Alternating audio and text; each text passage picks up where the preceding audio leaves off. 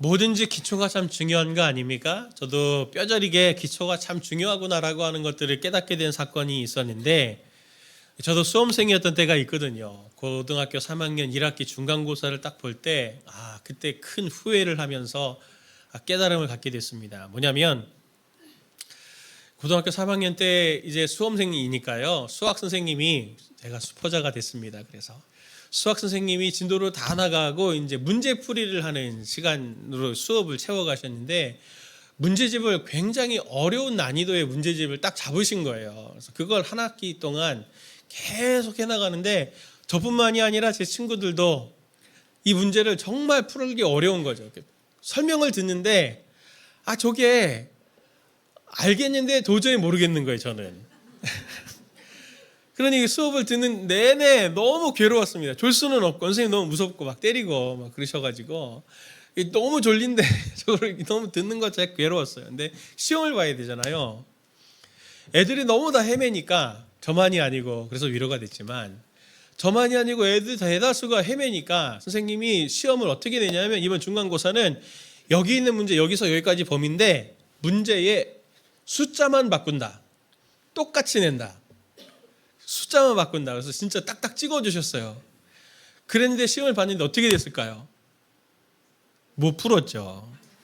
못 풀겠더라고요. 똑같은데 진짜 토시 하나 안 틀리고 숫자만 딱딱 바꾼 건데도 원리를 모르니까, 기초가 약하니까 숫자 바꾸면은 완전히 다른 문제가 되는 겁니다.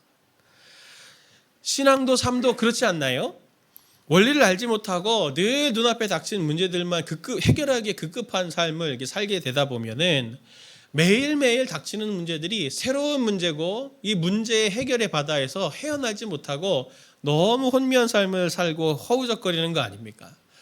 저도 목회를 하고 성도님들 신방을 하고 하면서 여러 번 느끼게 되는 게 뭐냐면, 얼굴이 다 같은 사람들이 없듯이 삶의 상황들이 다 같은 분들은 한 분도 없습니다. 문제들도 다 달라요. 그런데 신방을 하고 쭉 보다 보면 삶의 문제들의 이면을 가지고 기도하고 성도님들과 신방을 하다 보면 문제들의 근본 원인이 이렇게 맥락이 비슷한 것을 여러 번 경험합니다. 따져보면은 우리 삶과 영적인 문제들도 뭔가 원리 같은 것들이 있다는 거죠. 오늘 말씀을 보면은 아담이 지금 원죄를 짓는 그 과정을 저희들이 지금 보고 있잖아요.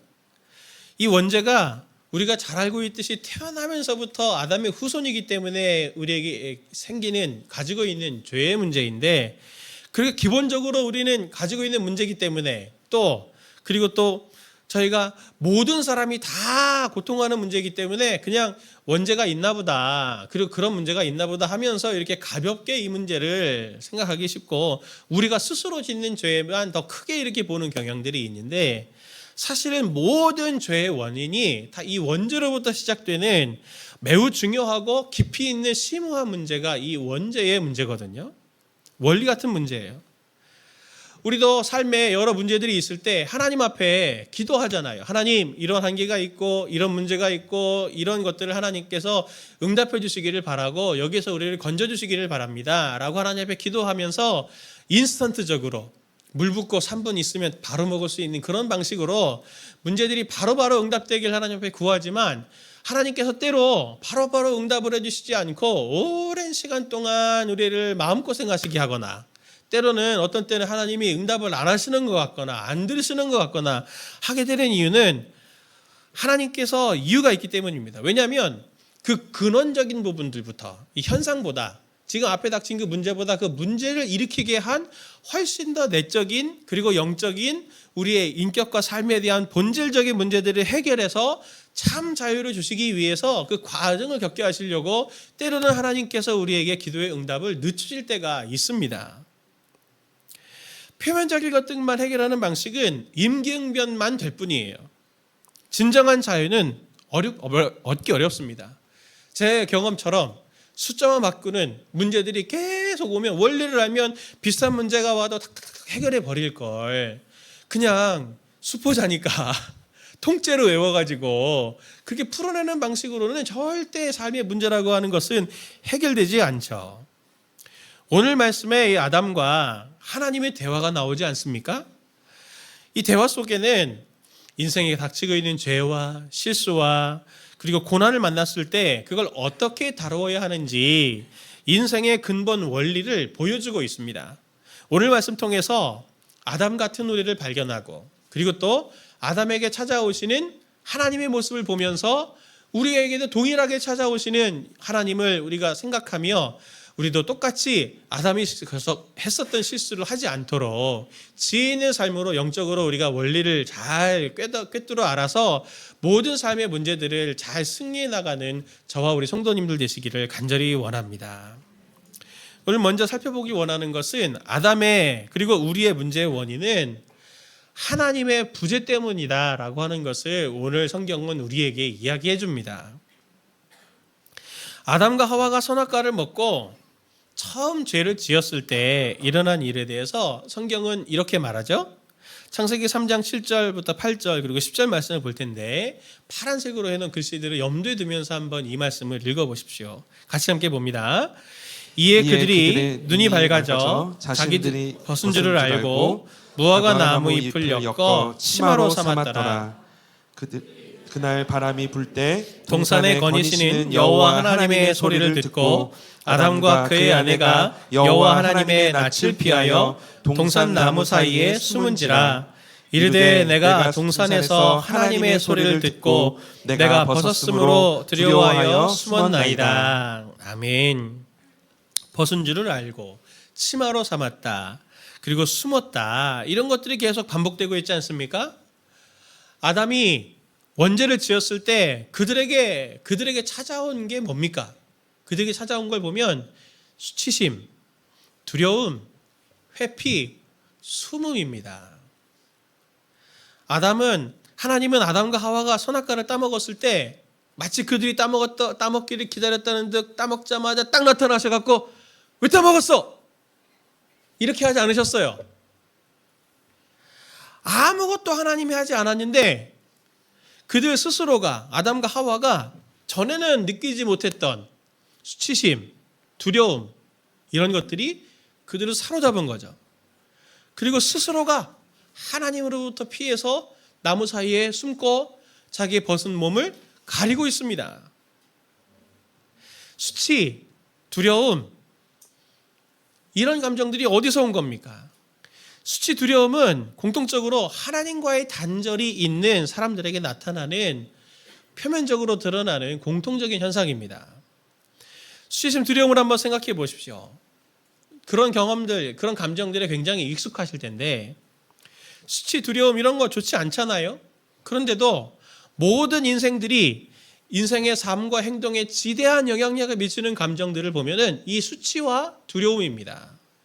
수치와 두려움을 보면은 이게 요즘 많이 회자되고 있는 말인 혐오, 이런 컴플렉스 이런 것들로부터 시작해서 수치와 두려움은 더 나아가서는 중독과 조현병까지 연관이 되는 사람들에게 엄청난 영향력을 미치는 감정들입니다. 그 수치와 두려움이 도대체 어디서 온 건가요? 어떻게 그들은 이 수치심과 두려움을 그전에는 몰랐는데 알게 된 겁니까? 창세기 3장 10절 말씀을 보면은 이렇게 말하죠. 이르되 내가 동산에서 하나님의 소리를 듣고 내가 벗었으므로 두려워하여 숨었나이다. 10절을 원문으로 보면은 강조점이 있는데 우리 성경에는 번역을 하다 보니까 이 강조점이 녹아나지 않았어요. 그런데 영어 성경만 보더라도 이 10절 말씀에 강조점이 고스란히 녹아져 있는데 거기 보면 아담이 하나님께 이렇게 말합니다. 내가 들었습니다. 내가 두려웠습니다. 내가 벗었습니다.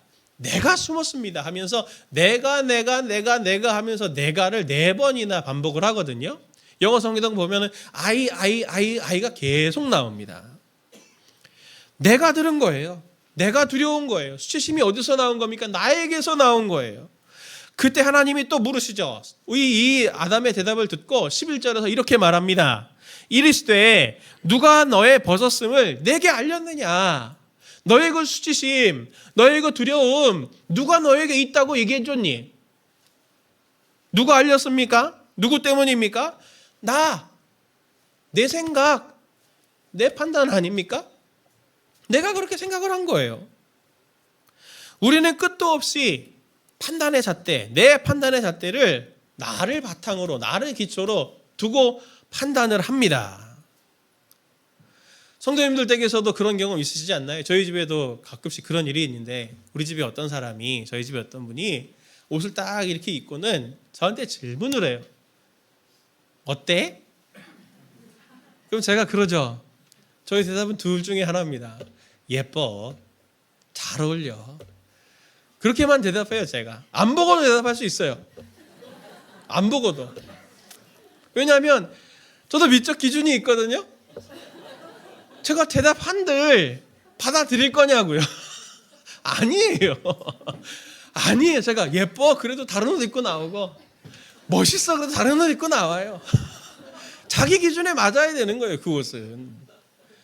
옷만 그러냐고요. 옷만 그러냐고요.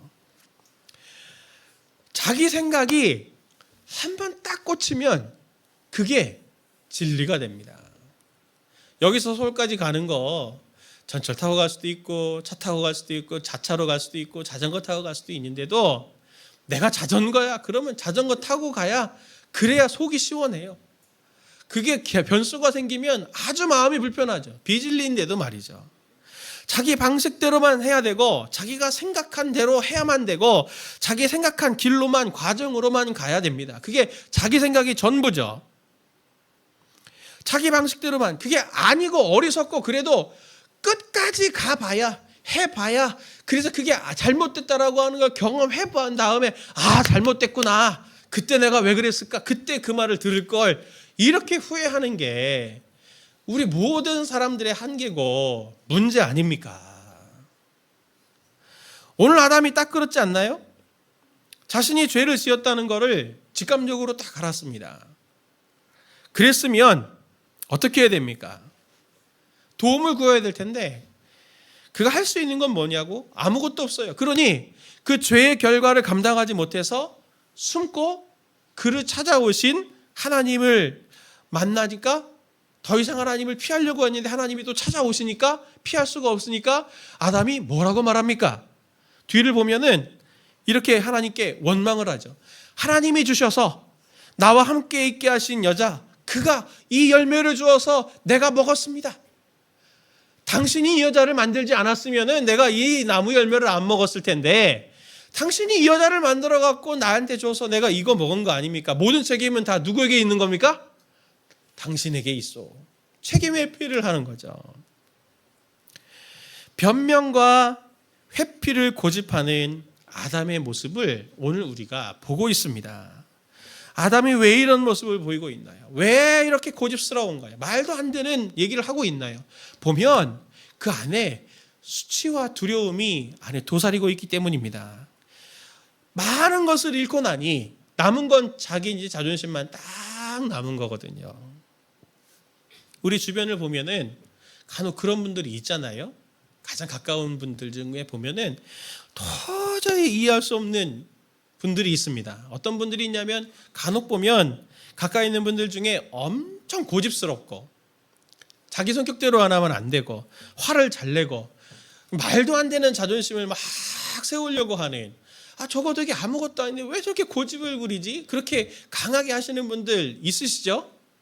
그분들이 왜 그런지 아십니까? 그분들에게, 그들 내면에 수치와 두려움이 있기 때문에 그래요. 그런 분들을 보면은, 말도 안 되는 고집을 부리는 분들 보면은 불쌍히 여기시고 긍휼히 여기셔야 됩니다. 얼마나 두려우면 그럴까. 부모인데, 가장인데, 내가 직장의 리더인데 미래가 두려운 거거든요. 내 힘으로는 이 사람들을 보호할 수도 없고, 내 힘으로는 이 사업을 끌고 나가기도 어렵고, 내 힘으로는 이 사람들이 원하는 기대치만큼 다 채워줄 수 있는 힘이 더 이상 남아있지 않거든요.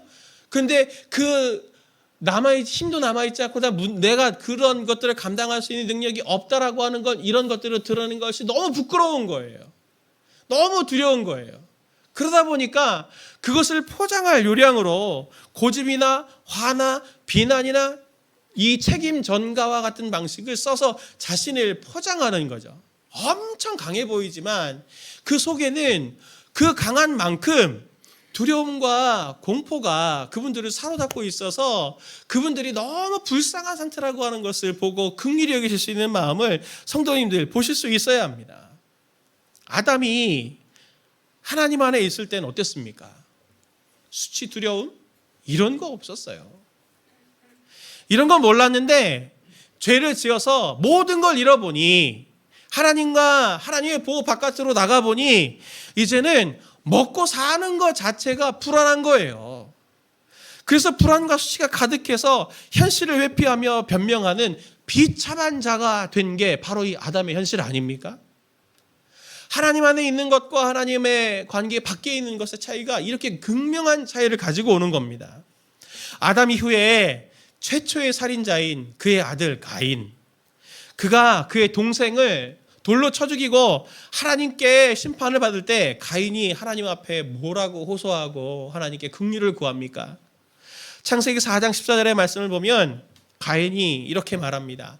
오늘 이 땅에서 저를 쫓아내시니 하나님을 뵙지도 못하고 이 땅에서 쉬지도 못하고 떠돌아다니게 될 것입니다.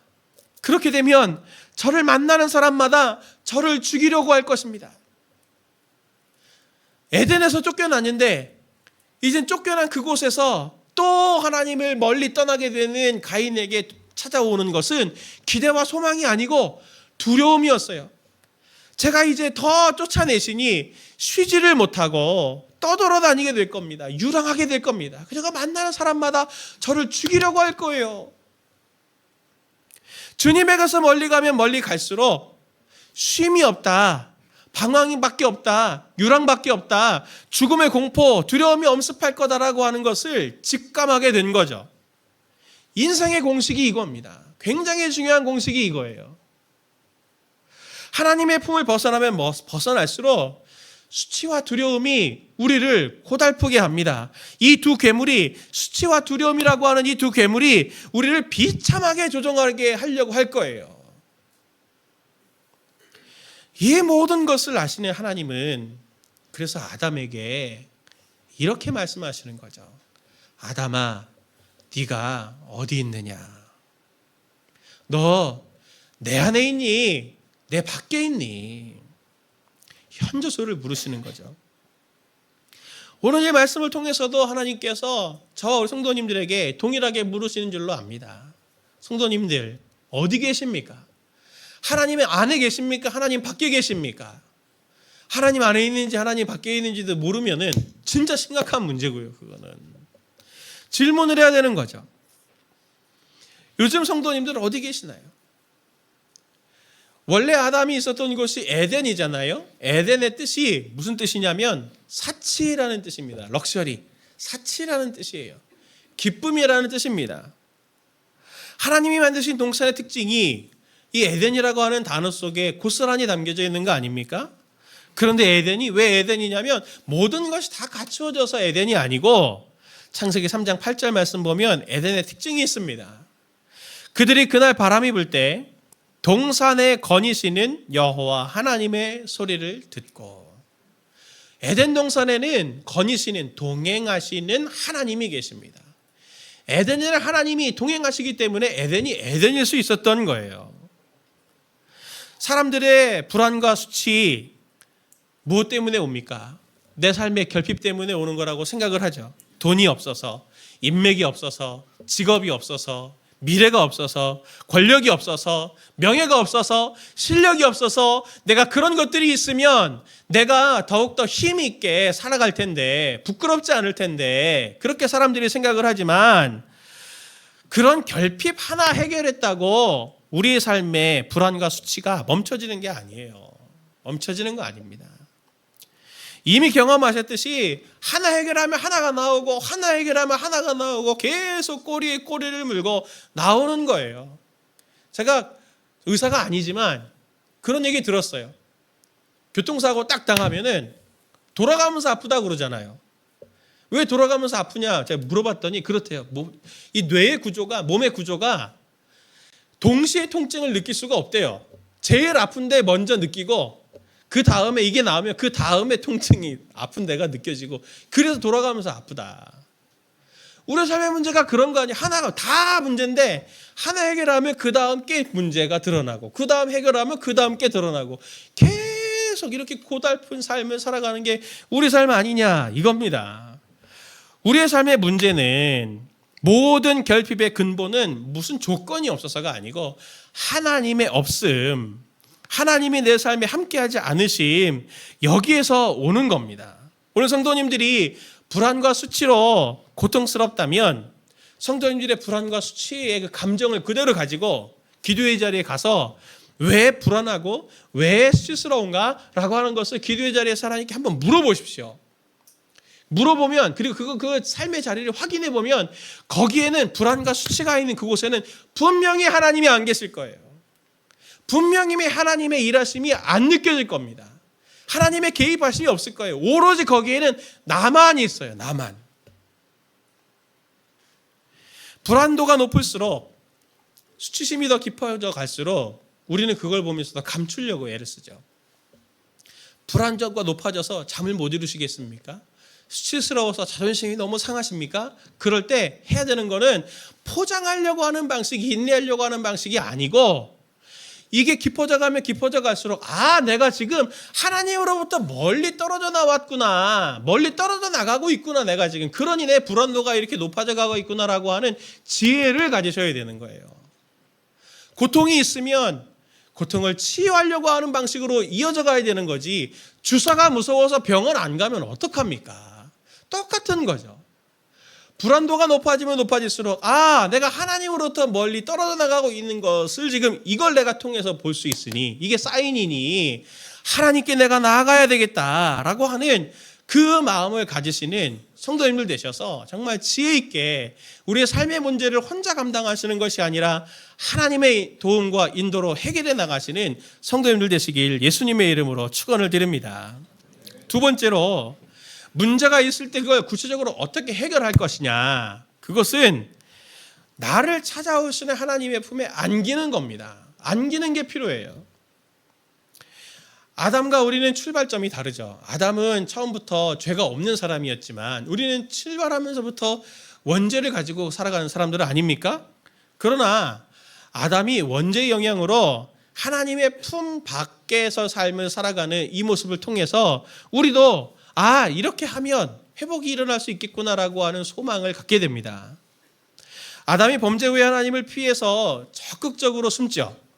그때 하나님이 어떻게 하시나요? 우리 9절 말씀을 같이 함께 봅니다. 여호와 하나님이 아담을 부르시며 그에게 이르시되 내가 어디 있느냐. 하나님이 물으십니다. 아담을 부르시며 내가 어디 있느냐라고 물으시죠. 근데 이 모습을 생각해 보면은 진짜 이상하지 않나요? 누가 문제가 있어요? 아담이 문제가 있죠. 그럼 아담이 하나님을 불러야 될 것 같아요. 근데 아담은 숨고 완벽하시고 문제없는 하나님은 오히려 아담을 부르십니다. 완전하고 전능하신 하나님이 아담과 하와에게 내가 어디 있느냐라고 물으시는 것은 아담이 어디 있는지 몰라서 물으시는 것이 아니라 지금 아담에게 기회를 주고 있는 거죠. 아담아, 어디 있냐? 내가 여기 있다. 여기 있다. 그러니 나와라. 나와라. 너 문제가 생겼냐? 그럼 나한테 나와올래? 이렇게 기회를 주고 계신 거예요. 근데 아담은 어떻게 합니까? 끝까지 하나님 앞에 나아가지 않죠. 자발적으로 나아가지 않아요. 대신 핑계를 대죠. 11절 12절 말씀처럼 이르시되 누가 너의 벗었음을 내게 알렸느냐? 내가 내게 먹지 말라 명한 그 나무 열매를 내가 먹었느냐? 아담이 이르되 하나님이 주셔서 나와 함께 있게 하신 여자 그가 그 나무 열매를 내게 주므로 내가 먹었나이다. 아담은 자신의 잘못에서 도망치고 있어요. 자기가 따먹었다고 하는 걸 인정하지 않고 그 잘못과 실수에서 회피하고 있습니다. 근데 우리도 비슷하지 않나요? 우리도 비슷하지 않나요? 기도하지만 뜻대로 안 돼서 하나님께 원망 있으셨던 적 있으시죠? 어떻게 기도하셨습니까? 그때 하나님께 따져 묻고 하나님 제가 그렇게 기도했는데 하나님 제가 그렇게 하나님 앞에 아뢰었는데 하나님 어떻게 저한테 이렇게 하실 수가 있어요? 응답하시지 않을 수가 있어요 하면서 하나님께 따져 물으신 적 있으시죠? 따져 물으셨을 때 성도님들은 지금 있는 그 문제에 아무런 책임이 없나요? 그 문제는 왜 생겼나요? 그 기도 제목이 왜 생겼나요? 거기에는 나의 죄와 미숙함의 문제들도 분명히 있었을 텐데 그거는 전혀 생각하지 않고 내가 기도했는데 하나님이 응답하시지 않은 거잖아요. 모든 문제는 다 하나님 때문이에요.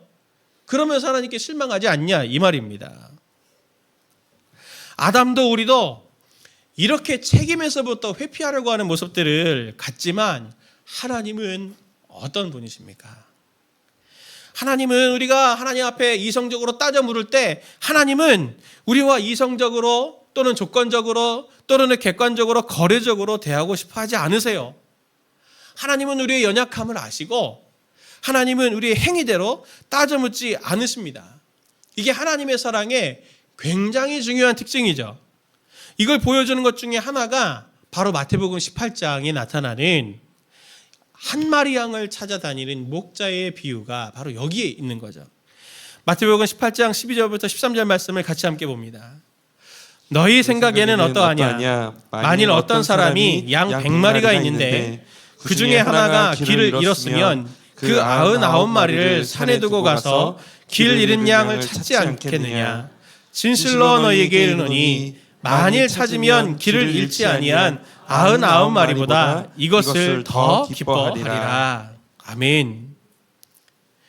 이 말씀을 보면 99마리 양을 들에 두고 한 마리 양을 찾아다니는 목자의 심정을 이야기합니다. 근데 이거 보면 이상하지 않나요? 성도님들도 종종 이 본문을 가지고 저한테 질문을 해요. 목사님, 저 같으면 99마리가 중요하지 한 마리는 그냥 그거 찾다가 99마리 또 놓치면 어떡해요? 그렇잖아요. 저도 처음 말씀 대할 때 진짜 이상했어요. 없어졌나 보다 한 마리가. 그렇지. 그런 거라고 그러잖아요. 이렇게 그 전쟁 중에도 필수적인 피해가 있잖아요. 아, 한 마리 그래. 아이, 그냥 손해 봤다고 치자. 할 수 있는데 왜 99마리를 들여두고 들러 가지? 찾아다니지? 이걸 놓고 기도할 때 하나님이 저한테 깨닫게 해주신 게 이거였어요. 네 자식이 셋이 있는데 딴 집은 둘도 있더라. 하나가 없어도 괜찮지. 안 괜찮아요. 저한테는. 안 괜찮아요. 1이 아니잖아요. 이거는. 숫자가 아니에요. 99대 1이 아니라고요. 목자에게 있어서 그 한 마리 양은 한 마리 숫자 1에 불과한 양이 아니고 그 한 마리가 태어날 때 목자가 그 난산을 하는 태어나는 그 어미 양을 붙들고 밤새도록 밤을 세웠던 그 날이 있었을 수도 있고 그 한 마리 양이 그렇게 짐승의 여러 맹수들의 공격을 받아서 위협에 처했을 때 그 한 마리 양을 구하기 위해서 자기의 목숨을 걸고 지켜냈던 양이었을 수도 있어요.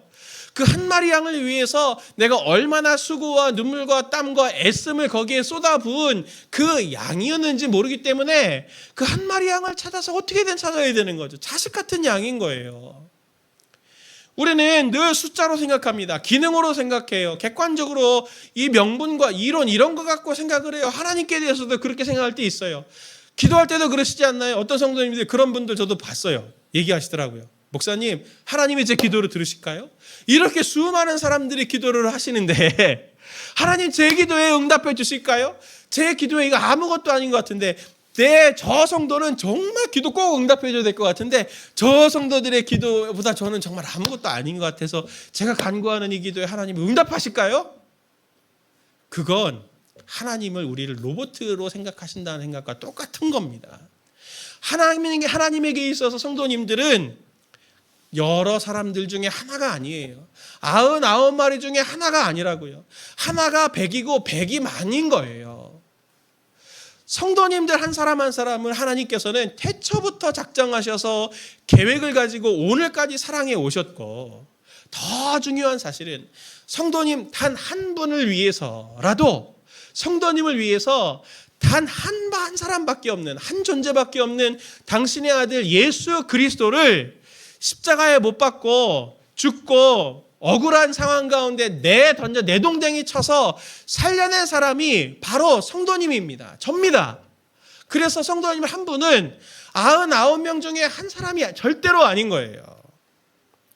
하나님은 성도님들을 그렇게 보세요. 언제나 고통당하고 있는 성도님들을 보면서 쌤통이다 하지 않으시고, 넘어지고 또 넘어지는 우리를 보면서 너 언제 성장할래 하면서 우리를 책망하시는 하나님이 아니고, 고통 가운데 있는 우리에게 찾아오셔서 이렇게 말씀하시는 하나님이시죠. 이사야서 55장 1절 말씀입니다. 같이 함께 봅니다. 오호라 너희 모든 목마른 자들아 물로 나오라. 돈 없는 자도 오라. 너희는 와서 사 먹되 돈 없이 값없이 와서 포도주와 젖을 사라. 오늘 말씀에 오호라 이렇게 시작하는데, 이 말씀은 오호라라고 하는 이것은 장례식장에서 애곡하는 소리입니다. 아이고 아이고, 사랑하는 가족이 떠나서 너무 안타깝고 애통하고 후회스러워서 가슴을 치면서 외치는 통곡 소리가 이 소리예요. 오호라 오호라, 너희 모든 목마른 자들아 물로 나와라. 돈 없는 자도 와라. 너희는 와서 사 먹되 돈 없이 값없이 와서 포도주와 젖을 사라. 주님은 그렇게 우리에게 외치시는 거예요. 오라고 하는데 안 오니까, 오라고 하는데 안 오니까 너무 속상해서 나에게 오기만 하면, 내 품에 안기기만 하면 그게 해결될 텐데, 고통만 당하고 있으면서 끌어안고만 있고 혼자 그렇게 안 끌어안고 고통당하는 우리를 보면서 아이고 아이고 히브리어로 호이 호이 통곡하시면서 제발 나에게 나와라 노래를 하고 계시는 주님이십니다. 하나님은 이처럼 성도님들에게 찾아가시는 하나님이십니다. 성도님들의 이름을 부르며 찾아가시는 하나님입니다. 홍길동아, 아들아, 딸아 이름을 부르며, 우리 이름을 부르며 찾아오세요. 아담을 생각해 보십시오. 아담은 하나님과 계약을 했잖아요. 그 계약을 자기가 깼어요. 자기가 깼다고요. 그럼 계약은 깨지는 순간 더 이상 의미가 없죠. 다시 돌이킬 길이 없잖아요. 아담이 계약을 파기했고 다 끝난 것 같은 상황에 혹시라도 그가 돌이킬까 해서 너 왜 그랬냐 이렇게 하지 않으시고, 혹시라도 돌이킬까 해서 아담아 내가 어디 있느냐, 아담아 내가 어디 있느냐 하면서 한 가닥 희망의 끈, 돌이킬 한 가닥 희망의 끈을 놓지 않고 그를 절규하며 부르시는 분이 바로 하나님이십니다. 그 모습과 동일하게 오늘 하나님께서는 성도님들의 이름을 부르시며 아들아 딸아 내가 어디 있느냐 찾아오시는 하나님이신 것을 꼭 믿으시기를 바랍니다. 사랑하는 성도님들, 왜 혼자 끌어안고 계십니까? 끌어안고 있다고 해결될 게 아니잖아요. 그거 이미 답 다 나왔잖아요. 계산 다 해봐서 안 되니까 불안하고, 계산 다 해보니까 드러내면 수치스러울 것 같아서 잘 포장해놓고 있는 그거 왜 하나님께 던져주지 못합니까? 던져놓으면 하나님이 그걸 가지고 뭐라고 하시겠어요? 아무렇게도 하지 않으세요. 수치스럽게 하지 않으세요. 왜 찾아오시는 하나님을 그렇게 무시하고 해결의 근원이 되는 하나님께 문제를 가지고 나아가지 못하냐 이 말입니다. 우리 하나님께 기도할 때 조금만 도와주시면 제가 이 모든 걸 해결할 수 있습니다, 이런 태도 아니에요. 하나님 이 문제를 해결해서 하나님이 살아계신 것을 증명하면 제가 하나님 믿겠습니다라고 하는 시험하는 태도도 아닙니다. 어떤 태도가 합당한 태도입니까? 하나님 저 지금 너무 힘듭니다. 하나님 저 지금 너무 힘듭니다. 난 아무것도 할 수가 없겠으니 하나님이 저를 인도해 주십시오. 이게 주님의 품에 안기는 태도의 실제입니다. 잘잘못과 명분 따질 필요 없어요. 하나님 뒤에 거 물어보지도 않으십니다.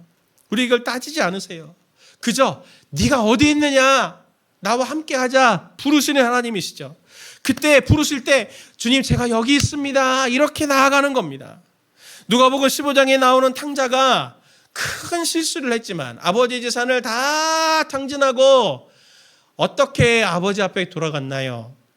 내가 하늘과 아버지께 죄를 지었사오니 지금부터는 아버지의 아들이라 일컬음을 감당하지 못하겠나이다 하면서 저를 품꾼 중에 하나로 받아주십시오. 그렇게 얘기할 때 아버지는 손에 가락지를 끼우고 그의 옷을 자신의 신분에 맞는 옷을 입히시면서 복권시켜 주신 하나님 아니십니까?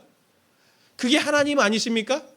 베드로도, 우리가 전에 묵상했었던 베드로도 3번이나 주님을 부인했지만 부활하신 주님이 그를 찾아가셔서 왜 나를 너는 3번이나 부인했니? 라고 말씀하지 않으시고 네가 나를 사랑하느냐라고 하면서 관계를 물으시면서 그를 품에 안아주신 주님이시잖아요. 성도님들이 두려움과 수치의 문제가 있다면 참지 마시고 하나님 앞에 그걸 가지고 나아가 내려놓으십시오. 내려놓으십시오. 그럴 때 주님께서 성도님들을 안아주시면서 그 모든 문제의 근원이 되는 것들을 다 말갛게 씻게 해주실 것입니다. 사랑하는 성도님들, 하나님과 동행하는 팁을 하나 알려드릴게요. 성도님들 답답하고 속상할 때 어떻게 하십니까? 한숨 쉬시죠. 할 때 그걸 아버지 이름을 바꾸는 걸로 바꾸십시오. 아버지, 아바지. 저는 그렇게 부르는데 하나님의 이름을 부르세요. 이름을 부르는 게 굉장히 중요합니다. 왜 중요하냐면 이스라엘 사람들이 하나님이 모세를 통해서 하나님의 이름을 알려주셨습니다. 그런데 이 히브리 말이 모음이 없거든요. 자음만 있어요. 자음만 있기 때문에 이렇게 부르면 이렇게도 부를 수 있고 저렇게 부르면 저렇게도 부를 수 있어요. 근데 하나님의 이름을 알려주셨는데 1년에 딱 한 번만 대속죄일에 하나님의 이름을 그대로 부르면서 하나님이 너의 모든 죄를 사해 주셨다라고 이렇게 선포를 하거든요. 성경을 읽다가 하나님의 이름이 나오면 이 이름을 주님이라고 바꿔서 불렀어요. 그냥 주님 이렇게 그냥 이름을 있는 대로 읽지 않고 주님이라고 아도나이라고 바꿔서 불렀습니다. 근데 바벨론 이후에 이름 부르는 거를 잊어버린 거죠. 누구도 그 이름을 들어본 적이 없는 거예요. 그래서 추측해갖고 여호와 지금 이렇게 우리 성경에는 써 있는데 왜 이스라엘 사람들이 이름을 부르기를 어려워했냐면 그 당시 문화에서 신의 이름을 부르는 것은 그 신을 지금 부르는 거와 똑같은 거죠. 신의 임재를 구하는 겁니다. 내가 이렇게 죄가 많고 내가 이렇게 온전하지 못한데 내가 여기서 하나님의 이름을 실명을 딱 거론하면 그분이 오실 거잖아요. 그러면 큰일 나는 거예요. 내가 죽을 거니까. 그러니 아도나이라고 이름을 바꿔 불렀던 게 하나님의 이름을 아끼고 존중한다고 하는 게 하나님의 이름을 잃어버린 세대가 된 건데 성도님들은 뭐 하고 계십니까? 하나님이 우리의 이름을 부르면서 찾아오실 때 우리는 하나님의 이름을 부르면서 하나님 제 삶에 와주세요 라고 그렇게 구해야 되는 거 아닌가요? 절박하게 하나님의 이름을 불러야 되는 거 아닌가 이 말입니다. 우리는 주님의 이름을 불러야 돼요. 주님의 이름을 부를 때 그냥 탄식하듯이 아버지 하는 게 아니고 우리 사람과 사람을 대하여 이렇게 대화를 할 때도 눈을 쳐다보면서 그분에게 대화하듯이 머릿속으로 하나님을 떠올리면서 기도할 때 하나님을 떠올리면서 하나님이 내 기도를 들으신다고 생각하면서 하나님 아버지 저를 도와주십시오 라고 외치는 짧은 이 한마디가 능력의 하나님을 우리의 삶으로 초대하는 실제적인 하나님의 품에 안기는 행동이 되는 것입니다. 그것이 능력 있는 기도가 되는 거예요. 주님은 지금도 우리를 향해서 간절히 이렇게 외치라고 말씀하고 계십니다. 이사야서 55장 6절 7절 너희는 여호와를 만날 만한 때에 찾으라. 가까이 계실 때에 그를 부르라. 악인은 그의 길을 불의한 자는 그의 생각을 버리고 여호와께로 돌아오라. 그리하면 그가 긍휼히 여기시리라.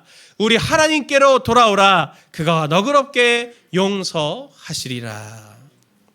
하나님은 그의 이름을 부르라고 하시는 하나님이십니다. 쓰라고 하시는 하나님이에요. 우리는 우리 스스로를 홀로 두어서는 홀로 둘수록 망가지는 존재입니다. 우리는 언제나 하나님과 동행을 해야 되는 것이죠. 성도님들의 두려움과 수치의 자리가 있을수록 그런 상황이 있을수록 대면할수록 성도님들은 그 자리에서 주님의 이름을 부르며 자꾸 주님의 품에 안기셔서 하나님의 인도 따라 승리의 길들을 걸어가는 저와 성도님들 되시기를 예수님의 이름으로 축원을 드립니다.